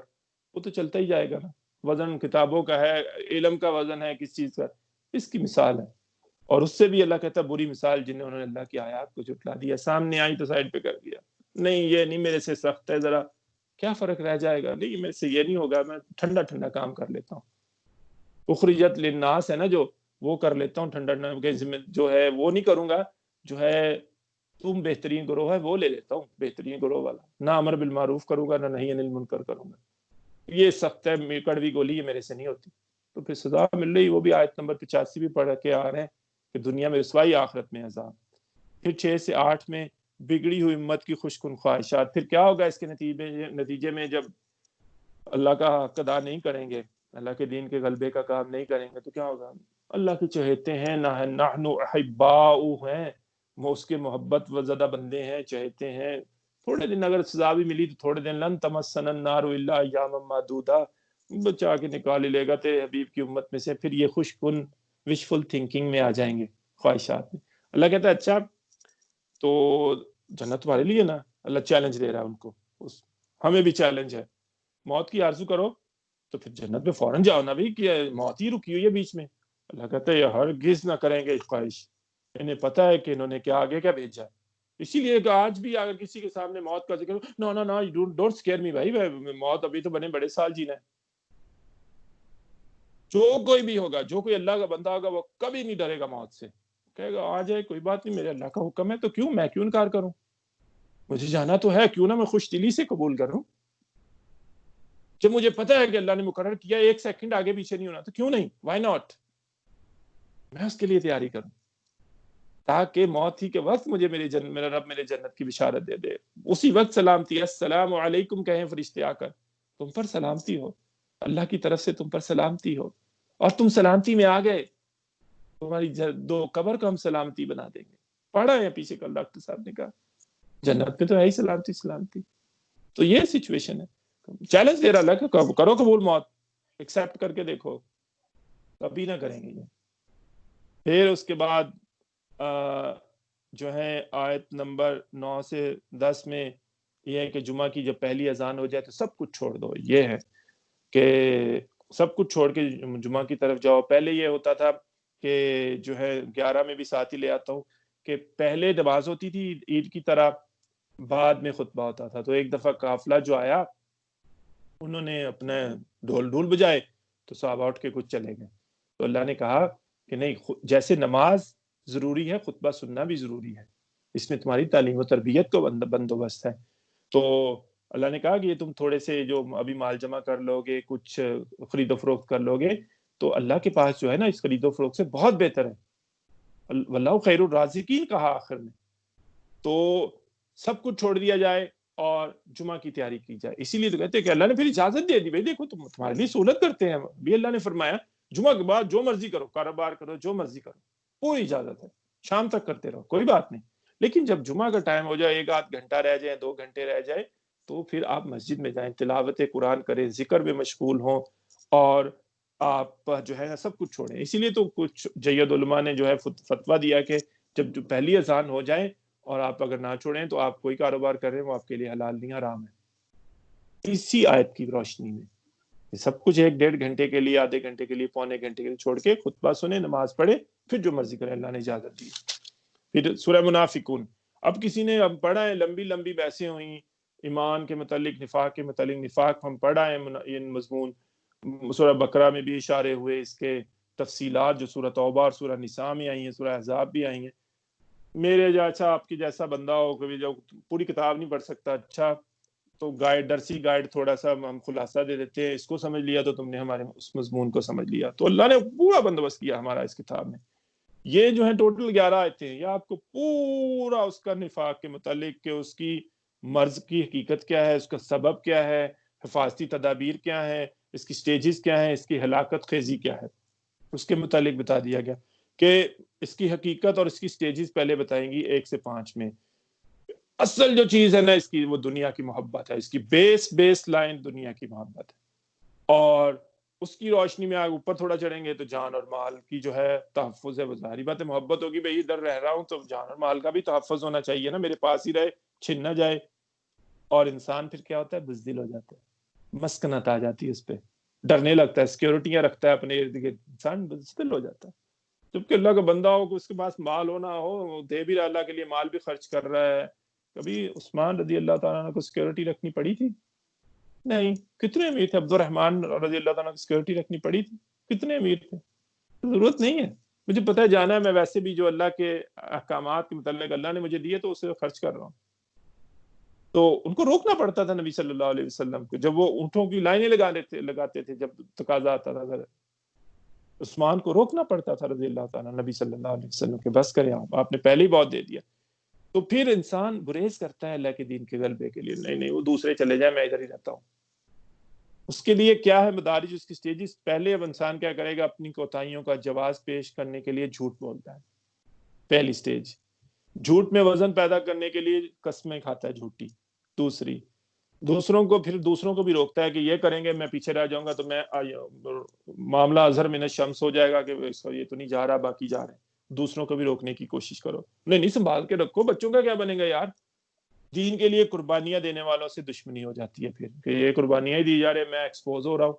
اور سب سے زیادہ پھر اس کے جو لیڈر ہوتا ہے اس جماعت کا، تو آپ کو پتہ ہے، ہمیں بھی پتہ ہے، نبی صلی اللہ علیہ وسلم سے تو سخت یہ بغض رکھتے تھے۔ اسی لیے تو اللہ کہتا ہے کہ اللہ نے رسوا نے کیوں کیا، انہوں نے اللہ اور اس کے رسول سے دشمنی کی ہے۔ نبی صلی اللہ علیہ وسلم سے دشمنی ہے تو سیدھی بات ہے اللہ سے دشمنی، اللہ نے ان سے دشمنی کی تو اللہ نے ان کو رسوا کر دیا، ادھر بھی اور آخرت میں بھی۔ اسی لیے تو اللہ کہتا ہے ان کو جہنم کے سب سے نچلے درجے میں ڈالیں گے۔ اس کی ہلاکت خیزی کہ نبی صلی اللہ علیہ وسلم کا استغفار نہیں قبول ہوگا۔ آپ دیکھیے ذرا، سب کے معاملے میں اللہ قبول کر لیتا ہے اہل ایمان کے، کہ ان کے لیے دعا استغفار کیجیے۔ یہ مڑتے ہیں، یہ آپ سے دبکتے ہیں نبی،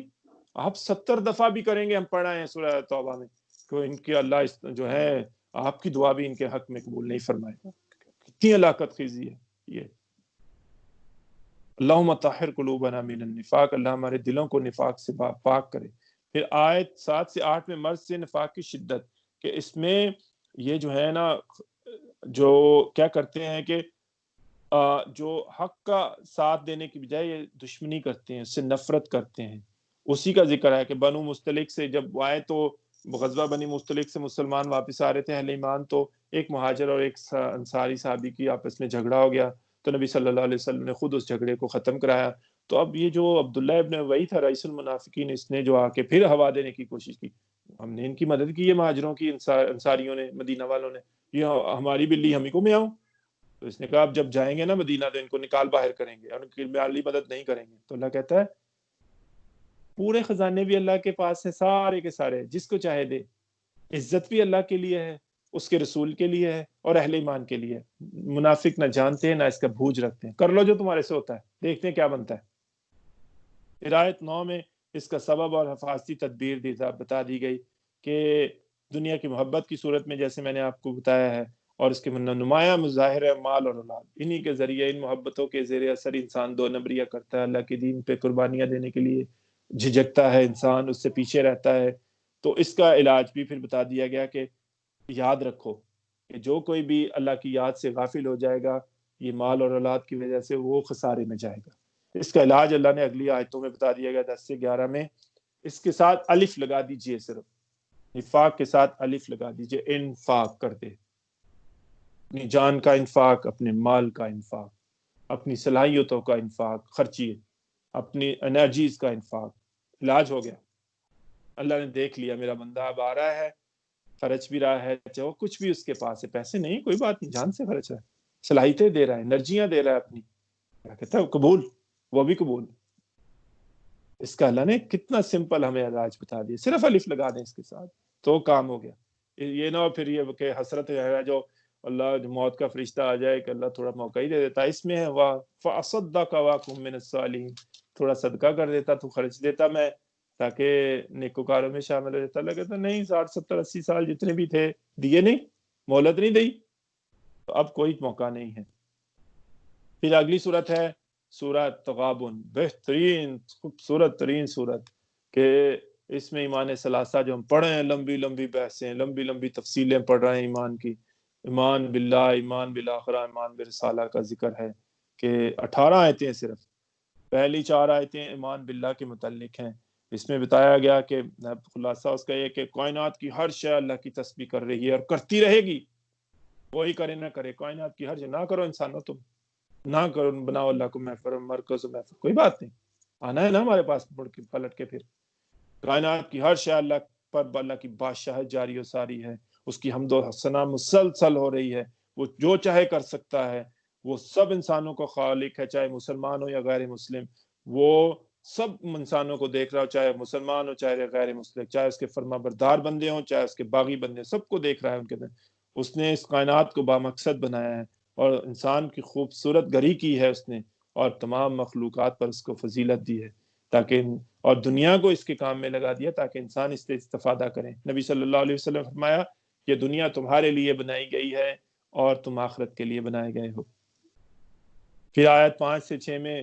سبق آموز. اس میں اب ہر آیت کے آخر میں آپ دیکھیں گے نا کہ واللہ بما تعملون بصیر, کے مطلب جو دیکھ رہا ہے, سن رہا ہے,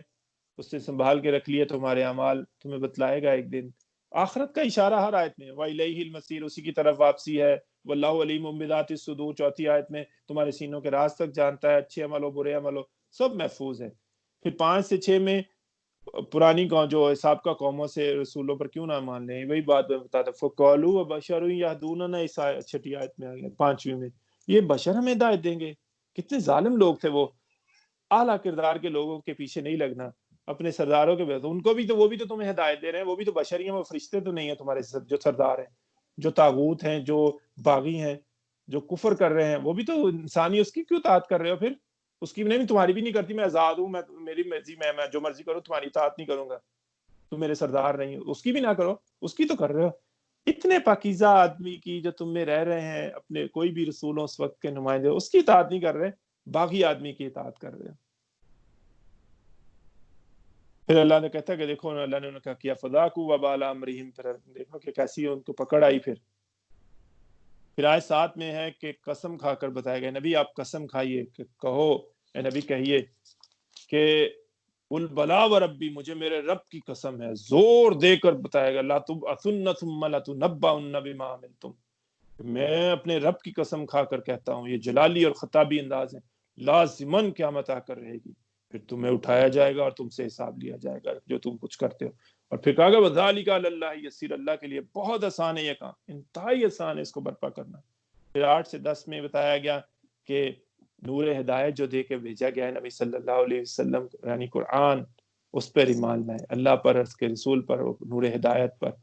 پھر اصل میں جو اس کی دنیا کی ہار بھی نقد ہے, اس کی جیت بھی نقد ہے, عارضی ہے, وقتی ہے. اصل میں جو ہے نا وہ یوم التغابن, ہار جیت کا دن, اللہ کہتا ہے وہ ہوگا ہار جیت کا دن, یوم التغابن. اس روز جو جیت گیا, جو اس روز کی عذاب سے بچ گیا, تو وہ ہے اصل کامیابی. جس کو اللہ نے جنت میں داخل کر دیا, جس کو کامیاب کر دیا, وہ ہے اصل. جو ناکام و نامراد ٹھہرا, جس نے جھٹلایا, کفر کیا ہماری آیتوں سے, وہ ناکام و نامراد۔ پھر 11 سے 13 میں یہ جو ایمان حقیقی حاصل ہو جائے، اس کے فروٹس اب ظاہر ہو رہے ہیں، پھل کیا ہے اس کے، ثمرات کیا ہے اس کی فکر و عمل کے، ایمان کے، کہ جو کوئی بھی حالات ہوں راضی برائے رضا رب، نہ جو کچھ کامیابی ملے اس پر اترانا نہیں ہے، شکر کرنا ہے، اور ناکامی پر واویلا نہیں کرنا، صبر کرنا ہے، اور اللہ کے ہر حکم جو بھی ہماری طرف آئے گا، یعنی آ چکا حکم، اس پر جو ہے کیا کریں گے، سر تسلیم خم کریں گے، اور اسی پر بھروسہ کریں گے، نہ کہ اپنی تدبیروں پر، اپنے آلات پر، ٹیکنالوجی پر نہیں۔ وہ کام کریں گے، اللہ نے اجازت دی ہے، کرو کام، لیکن بھروسہ نہیں کرنا، بھروسہ صرف اور صرف اللہ پر ہوگا، اور اس کی قدرت اور اس کی رحمت پر بھروسہ ہوگا۔ 14 سے 15 میں بتایا گیا بندہ مومن کا رشتہ داروں سے اور مال سے تعلق خبردار کر دیا گیا۔ اب اس میں بتایا گیا ان من اموالکم و اولادکم فتنہ، پھر یہ بتایا گیا کہ 14 میں نا اہل ایمان سے ان من ازواجکم و اولادکم عدو لکم۔ اب آپ سوچیں کوئی کسی کی بیوی کسی کی دشمن ہوتی، یہ پہلے شاید آپ کو بتا چکا نہیں۔ ہاں اگر آپ کو یہ دین کے غلبے کے کام سے، اللہ کی راہ میں جان اور مال کی قربانیاں دینے سے، اور آپ کو وہ ہر بھلائی کے کام سے روکیں اور برائی کے کاموں کی طرف نہیں لے کے آؤ، مجھے تو دولت چاہیے، مجھے تو یہ چاہیے، مجھے تو وہ چاہیے، اگر وہ آپ ان کے کہنے پر آ کر یہ غلط کام کریں تو دشمن ہو گئے نا۔ قیامت کے دن کم از کم اگر آپ ادھر ریکگنائز نہ کر سکیں تو قیامت کے دن ضرور اللہ تو آپ کو ریکگنائز کرا دے گا، نہیں اس کے پیچھے لگ کے میں نے پڑھا ہے سارے مضامین، یہ میں نے اس کو خلا کو خلیل نہ بنایا ہوتا، یہ نہ کیا ہوتا، ان سرداروں کی پیچھے نہ لگا ہوتا تو آج میرا یہ حال نہ تھا۔ پڑھا ہے اسی طرح آپ کہیں گے اگر میں نے اپنے بیوی بچوں کے پیچھے نہ لگا ہوتا، ان کی سہولیات اور ان کی جو ابھی خاندان نفقے کی ذمہ داری ہے، اصل میں آپ کی ذمہ داری ان کو دین کی تعلیمات پر لے کے آنا ہے، جیسے اللہ نے آپ کو توفیق دی ہے ان کو بھی اسی کام میں لگانا ہے۔ کیا آپ نہیں چاہتے کہ انہیں بھی جنت میں اپنے ساتھ لے کے جائے، وہ بھی آپ کے اللہ کی رحمت میں آئے؟ آف کورس چاہتے ہیں، تو ان کو بھی اسی طرف لے کے آنا ہے تاکہ آپ کے لیے معاملہ آسان ہو جائے، گھر سے پریشر نہ ہو، ان کی تعلیم و تربیت کا بندوبست کریں تاکہ گھر سے پریشر نہ ہو آپ کے لیے دوڑ دھوپ کرنا دین کے لیے صحیح و جد و جہد کرنا، وہ پریشر ختم ہو جائے، آپ کے لیے آسانی ہو جائے، شرح صدر ہو جائے۔ تو یہ چیزیں انتہائی محتاط انسان کو ہونا چاہیے مال، اولاد اور بیوی سے، کہ پھر اللہ کہتا ہے اگر وہ پریشر پر ڈالے وَإِن تَعْفُوا وَتَصْفَحُوا وَتَغْفِرُوا، معاف کر دو، انہیں عفو و درگزر کرو، چشم پرشی کرتے رہو، لیکن اپنے کام میں نہ کرو، ان کی یہ بات نہیں ماننی۔ پھر 16 سے 18 میں دعوت عمل کا ذکر ہے کہ اللہ سے جو ہے امکانی حد تک اللہ کی نافرمانی سے بچو، اللہ کا تقوی اختیار کرو، صاحب امر کے ہر حکم کو سنو اور مانو جو شریعت کے خلاف نہ ہو، اپنی آخرت سنوارنے کے لیے بھلائی کے کاموں میں مال خرچ کرو، نفس کی ہر کمزوری اور خواہش سے بچنے کی کوشش کرو، ایسے لوگ ہی کامیاب ہونے والے ہیں۔ پھر اللہ کہتا ہے جو کچھ بھی تم لگاؤ گے نا اللہ کے دین میں، اللہ اسے قرض کہتا ہے، اللہ تمہیں بڑھا چڑھا کر اس کو واپس کرے گا۔ یہ دیکھنا تمہارے ساتھ اتنا عمدہ سلوک ہوگا کہ تم یاد کرو گے کہ ہمارے بادشاہ حقیقی نے، ہمارے رب نے ہم سے کتنا اچھا سلوک کیا، ہماری مغفرت کر کتنی اچھی جگہ پہنچا دی ہے۔ یہ وہی کر سکتا تھا، ہم یہ اس جگہ پہنچنے والے نہیں تھے، اتنی اچھی جگہ، مطلب اللہ کی نعمتوں بری جنت میں۔ پھر آیت سورہ طلاق ہے، اس میں طلاق کے حوالے سے ہدایات کا بیان ہے کہ پہلی جو 3 آیات ہیں، عدت شوہر کے گھر میں پوری کی جائے، یہ بڑا امپورٹنٹ پوائنٹ ہے، انفارچونیٹلی یہ ہوتا نہیں ایکسرسائز، کہ طلاق اگر ہو جائے، ایک طلاق شوہر دے دے تو شوہر اپنے خاتون کو، وائف کو باہر سے نہ نکالے یا خود نہ نکلے، کہ ہاں اگر ایک صورت اگر وہ خاتون کھلی بے حیائی کی مرتکب ہو جس سے گھر کا ماحول خراب ہوتا تو پھر اسے نکالا جا سکتا ہے، اس کے علاوہ کوئی چارہ نہیں ہے کہ اس کو گھر سے نکالا جائے۔ ہو سکتا ہے جب عدت کی مدت پوری ہونے آئے تو شوہر رجوع کر لے، تو اور اللہ کہتا ہے کہ اس پر گواہ کر لیے جائے، اگر اس کو جانے دینا بھلے طریقے سے روک لو یا بھلے طریقے سے رخصت کرو، تو ہم یہ بھی مضمون پڑھائے ہیں سورہ بقرہ میں، تو لیکن گواہ رکھ لیے جائیں اس پہ، اگر اس کو علیحدگی کا اختیار کرنی ہے تو اس پر گواہ رکھ لیے جائیں۔ لیکن اصل میں اللہ کیا دیتا ہے، جب بھی ہمیں آئلی خاندانی قوانین دیتا ہے تو اللہ کہتا ہے تقوی اختیار کرو، تقوی اختیار کرو۔ تو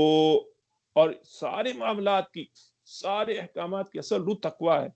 انسان اس کو ضرور اپنے ساتھ رکھے، اس کو اللہ کی یاد ہمیشہ اللہ دل میں رہے کوئی بھی فیصلہ کرتے وقت، تو اللہ کہتا ہے اللہ تمہارے لیے آسانی کرتا ہے، بار بار اس صورت میں آ رہا ہے 3-4 دفعہ کہ اللہ تمہارے لیے راستہ نکال دے گا، تمہارے لیے معاملہ آسان کر دے گا، تمہیں وہاں سے دے گا جہاں سے پتہ نہ ہو، تمہیں پتہ بھی نہ چلے، تو اس میں یہ آ رہا ہے۔ پھر آیت 4 سے 5 میں عدت کی مدت کہ اس میں بتایا گیا کہ طلاق یافتہ خاتون کی عدت 3 ایام ماہواری ہے، لیکن جن کا یہ سلسلہ ختم ہو چکا ہو ماہواری کا، یا ابھی شروع نہ ہوا ہو، تو ان کی عدت 3 ماہ ہے۔ تو پھر اللہ یہ کہہ رہا ہے کہ جو کوئی بھی اللہ کا تقوی اختیار کریں گے لوگ، اللہ ان کے لیے ان کے معاملات میں آسانی کر دے گا اور ان کے لیے راستہ سجھا دے گا۔ پھر 6 سے 7 میں عدت کے دوران حسن سلوک کہ خواتین سے بالکل جو ہے برا سلوک نہیں ہوگا، ان سے اچھا سلوک کیا جائے گا عدت کے دوران، کھانے پینے کا ویسے ہی بندوبست ہوگا جو مرد کھاتا پیتا ہے، اور انہیں کوئی جسمانی تکلیف نہیں دی جائے گی یا ذہنی تکلیف نہیں دی جائے گی۔ حاملہ ہو تو بچے کی پیدائش تک ان کے خصوصی نان نفقہ کیا جائے گا۔ اگر وہ اپنے بچے کو دودھ پلانے پر راضی ہوں، نہ جانا چاہیں کہ دودھ پلائیں گی، تو نان نفقہ ان کا اسی طرح جو ہے چلتا رہے گا۔ اور پھر بتایا گیا کہ مالی حیثیت کے مطابق ہوگا مرد کی، یہ نہیں کہ ضرورت سے زیادہ یا ضرورت سے کم۔ 8 سے 10 میں نافرمانوں کا برا انجام ہے کہ ماضی میں جو جن قوموں نے اللہ کی نافرمانی کی تو ان کا انجام پھر بتایا گیا۔ تو عقل مندی کا تقاضا یہی ہے کہ اس میں جو ہے اللہ کی نافرمانی سے بچا جائے، خاص طور پر کیونکہ اس کا کانٹیکسٹ ہی صورت کا یہ ہے کہ نکاح، طلاق اور خاندانی معاملات میں اللہ کی اطاعت کا خاص خیال رکھا جائے۔ پھر آیت 11 میں صرف قرآن ہدایت کے لیے کافی ہے۔ اس میں کیا صرف قرآن ہدایت کے لیے کافی ہے؟ یہ آیت واضح کر رہی ہے کہ ہدایت قرآن کی واضح آیات نبی صلی اللہ علیہ وسلم کی عملی مثال کا مجموعہ ہے۔ مطلب نبی صلی اللہ علیہ وسلم کی جو عملی مثال ہے اور قرآن، یہ دونوں ضروری ہیں، قرآن و سنت جسے ہم کہتے ہیں، کیونکہ ہم محتاج ہیں نبی صلی اللہ علیہ وسلم کے ارشادات کے دین کو سمجھنے کے لیے۔ تو اس لیے یہ دونوں ضروری ہیں، قرآن اور سنت۔ قرآن بھی ضروری ہے اور سنت بھی ضروری ہے، اسی لیے تو اللہ کے رسول فرما کے گئے ہیں کبھی گمراہ نہ ہوگے جب تک قرآن اور میری سنت کو تھامے رہو گے۔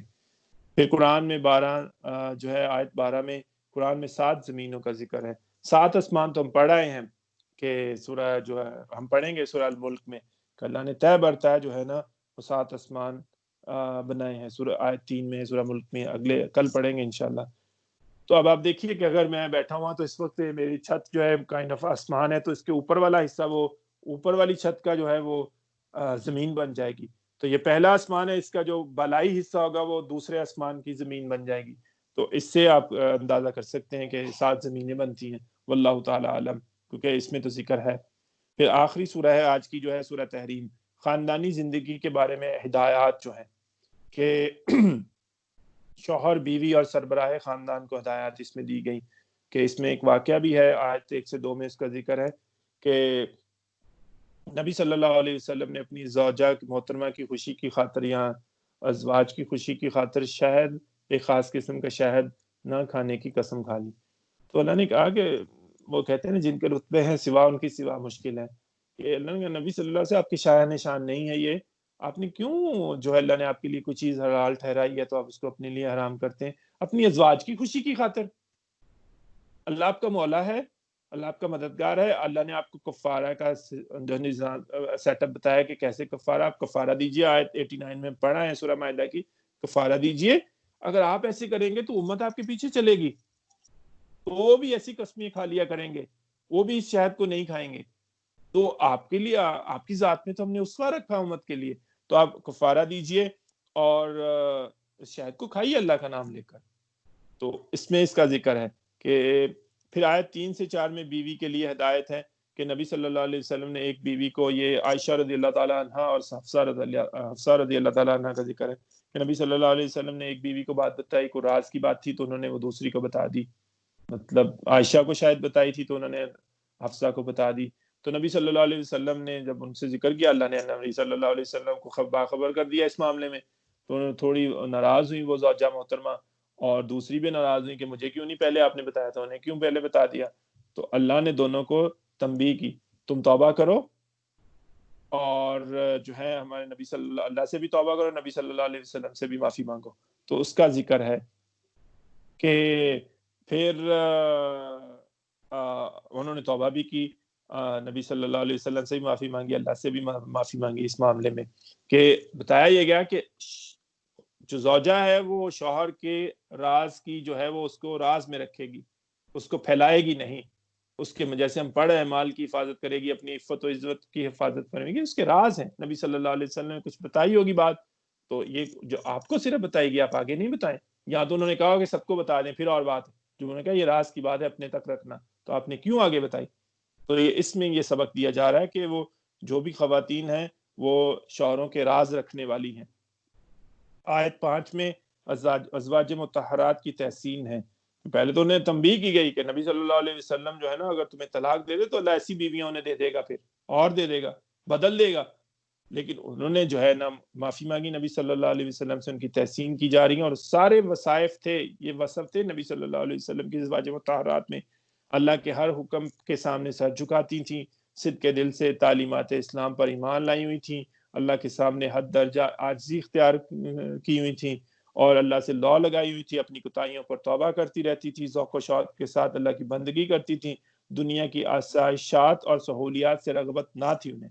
یہ ساری خصوصیات ازواج مطہرات میں موجود تھیں۔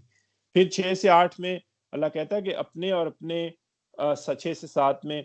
اپنے اور اپنے گھر والوں کو جہنم کی آگ سے بچاؤ۔ سربراہ خاندان جو اللہ نے مرد کو بنایا ہے کہ اس کی ذمہ داری ہے کہ خود بھی بچے جہنم کی آگ سے، اور اپنے اہل و عیال، بچے بیویوں کو، ان کو بھی بچائے، اپنی بھی اخلاقی اور روحانی تربیت کرے، ان کی بھی اخلاقی اور روحانی تربیت کرے، اور اپنے عمل سے ثابت کر کے دکھائے اپنے بچوں کو اور اپنی بیوی کو، اور ان کو بھی تلقین کرے، کیونکہ نبی صلی اللہ علیہ وسلم نے فرمایا کہ جان لو تم میں سے ہر ایک نگران ہے، اور اس سے اس کے ماتحت لوگوں کے بارے میں سوال کیا جائے گا، کہ خود 2 نمبر کام کوئی نہ کرے، حرام خوری کوئی نہ کرے، حلال رزق کما کے لے کے بچوں کے پیٹ میں ڈالے، بچوں کی تعلیم و تربیت کا بندوبست کرے، دین کے لیے جو کام کر رہے ہیں، دین کے غلبے کے لیے،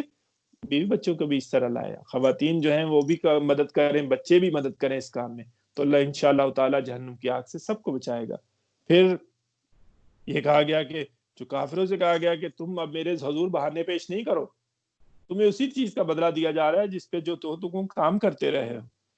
آیت 8 میں یہ بتایا گیا کہ سچی توبہ کرو، اللہ کے حضور سب سے کہا گیا یا ایھا الذین آمنوا، سب اہل ایمان سے کہ سچی توبہ کرو، خالص توبہ کرو اللہ کے حضور۔ اگر کسی سے گناہ سرزد ہو گیا تو سب سے پہلے تو ندامت لے انسان، غلط کام ہو گیا، پھر عہد کرے کہ کبھی نہ کروں گا یہ کام، اور ثبوت دے اس عہد کا کہ اس گناہ کو چھوڑ دے، اور پھر اگر کسی کا حق کسی کا مارا ہے تو اسے واپس کر دیا جائے یا معاف کرا لیا جائے، کسی سے زیادتی کی ہے تو اس سے معافی حاصل کی جائے، تو یہ ہے سچی توبہ، اور اپنی جان کو اللہ کی اطاعت میں، اللہ کے رسول کی اطاعت میں سونپ دیا جائے، اپنی بندگی کو اللہ کی جو ہے اطاعت میں سونپ دیا جائے۔ پھر 9 میں اہل باطل کے ساتھ سختی کرنے کی تلقین، کیونکہ نبی صلی اللہ علیہ وسلم بڑے ہی نرم دل آدمی تھے، حد درجہ نرمی میں تھے، اللہ فرما رہا ہے کہ نبی آپ کی نرمی سے یہ فائدہ اٹھاتے ہیں،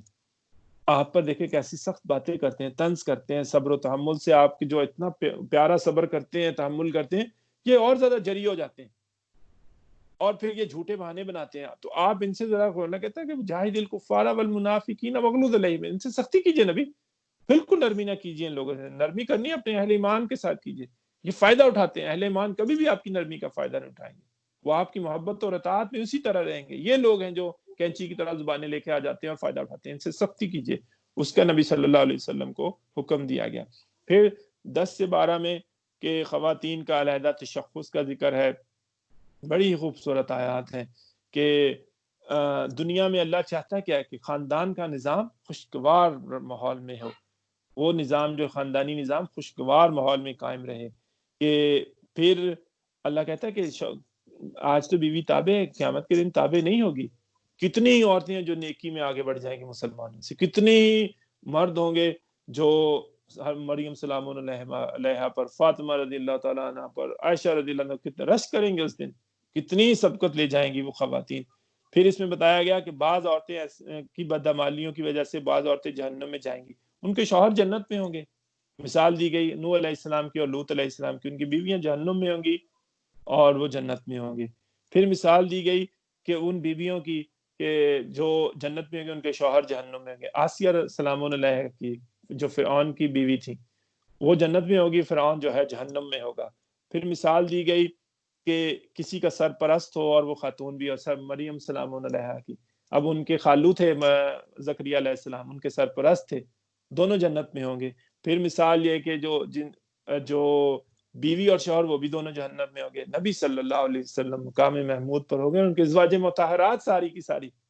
وہ جنت میں ہوں گی. پھر مثال کہ ہم پڑھیں گے کہ شوہر بھی جہنم میں اور بیوی بھی جہنم میں, ابو لہب ملعون اور اس کی بیوی ملعون ام جمیل دونوں جہنم میں. تو اللہ سے دعا ہے کہ ہماری تمام بہنوں کو جو ہے نا وہ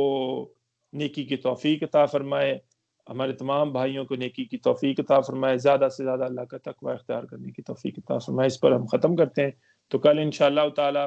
کل تھوڑا سا ٹائم چینج ہے, کل آخری دن ہے اس خلاصے کا, اور 29واں پارہ جو ہے وہ ڈاکٹر صاحب بیان کریں گے, اور 30واں پارہ کی خلاصہ جو ہے نا وہ میں بیان کروں گا. اور ہم کیونکہ 2 پارے ہیں کل, تو ہم 6:45 پہ یعنی 6:45 بجے کل شروع کریں گے. تو آپ بھائیوں سے گزارش ہے کہ آپ 6:45 پہ جو ہے نا وہ لاگ ان ہو جائیے گا. تو انشاءاللہ ہم کل دونوں پارے کور کر لیں گے, اور آخر میں دعا ہوگی انشاءاللہ تعالی. اللہ سے دعا ہے کہ آج بھی دعا پر ختم کرتے ہیں. الحمدللہ رب العالمین والعاقبۃ للمتقین والصلاة والسلام علی سید الانبیاء والمرسلین یا ارحم الراحمین یا ارحم الراحمین یا ارحم الراحمین. ربنا آتنا فی الدنیا حسنة وفی الآخرة حسنة وقنا عذاب النار. رب اغفر وارحم وانت خیر الراحمین. اللهم انك عفو کریم تحب العفو فاعف عنا یا کریم فاعف